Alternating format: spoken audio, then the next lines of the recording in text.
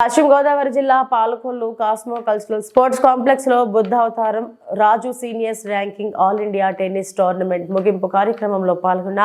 Tennis విజేతలకు మంత్రులు నిమ్మల రామానాయుడు బహుమతులు అందించారు. ఈ కార్యక్రమంలో ఏపీఐఏడీసీ చైర్మన్ మంతన రామరాజు, క్లబ్ అధ్యక్షుడు గొట్టుముక్కల గాంధీ, భగవాన్ రాజు సభ్యులు పాల్గొన్నారు. మంత్రి రామానాయుడు మాట్లాడుతూ సేవాభావం కలిగిన క్షత్రియులకు గుర్తింపు ఇవ్వాలని కోరుకుంటున్నారని,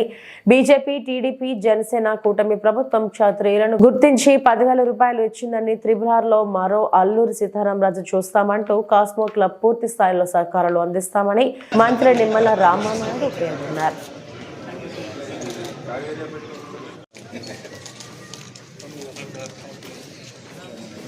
70 డబుల్ విన్నర్ శ్రీ ఏ రామ్ ప్లస్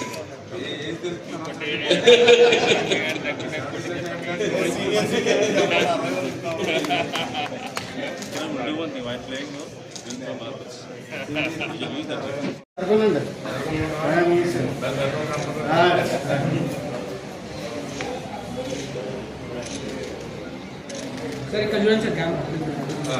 సార్ ఇక్కడ కెమెరా వైపు చూడండి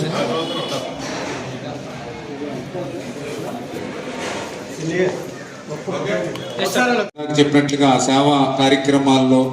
ఆపదలో కష్టాల్లో ఆదుకునేటువంటి ఆ వర్గానికి ఎప్పుడు కూడా ప్రాధాన్యత ఇస్తే తద్వారా సమాజానికి మేలు జరుగుతుంది అనేటువంటి విషయంలో ఇప్పుడు కూడా నేను ఆ మాట మీద కట్టుబడి ఆ రోజు అదేవిధంగా ఇప్పుడు కూడా మీరు చూస్తే తెలుగుదేశం, జనసేన, బీజేపీ ఎన్డీఏ ప్రభుత్వం వచ్చిన తర్వాత మరి ఏపీఐసి చైర్మన్గా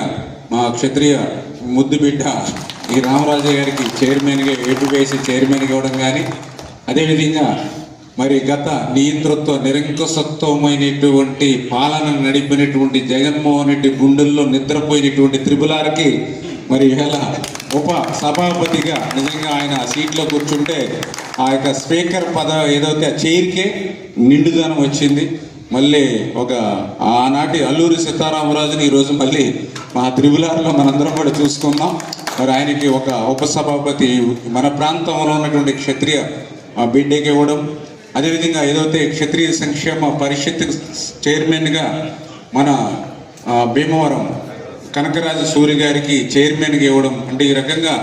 ఒక నెల రోజుల సమయంలోనే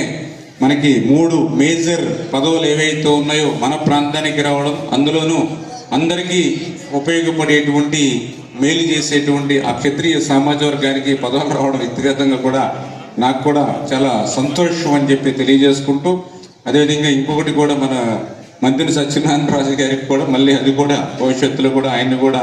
అటెండ్ చేస్తాం. అంటే ఈ రకంగా ఒక ప్రాంతంలో ఇంత పెద్ద ఎత్తున